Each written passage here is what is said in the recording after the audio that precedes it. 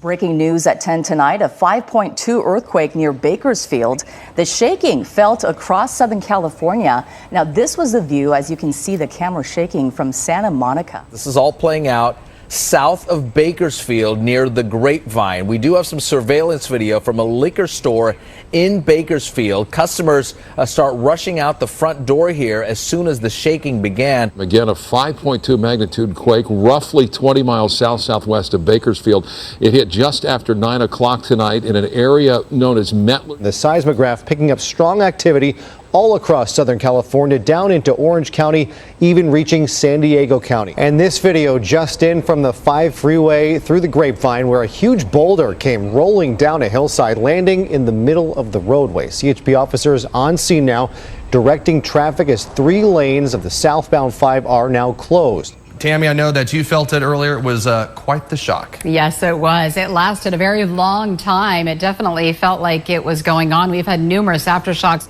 Does it surprise you just how far-reaching this was in terms of where this earthquake was, Kern County, and fell deep into Los Angeles, Palm Springs area? Now, this is near the Wheeler Ridge fault zone and east of the San Andreas fault zone. So this is a very active area. And of course, this is really a huge and very active fault region.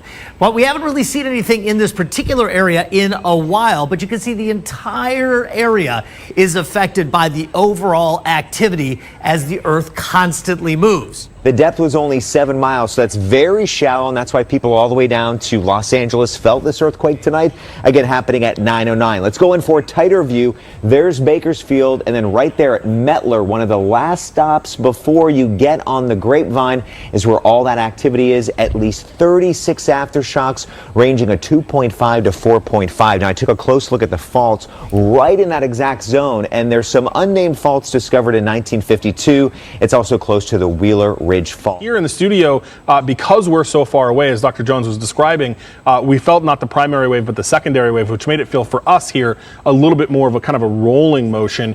It wasn't actually until I looked up at one of our lights here in the studio, saw it shaking, that we realized it was an earthquake. And the things here in the studio, the lights, the TVs that are above us, they shook for quite a while. Even as we got on the air and we're talking about it, you could still see the TVs kind of shaking back and forth. So different feelings for everybody. What was also interesting in this one, especially in the greater Los Angeles area, lots of people got the shake alert from the shake alert app. And it doesn't look like this earthquake was associated with any known fault, is our preliminary assessment. It is having a lot of aftershocks. We've already had 2 above magnitude 4 and 4 above magnitude 3, between magnitude 3 and 4. So that's a pretty active sequence for this very short amount of time since the event. So folks who said that this lasted for a minute or so were likely feeling the main quake and then that aftershock, which again, upwards of 20 or more aftershocks.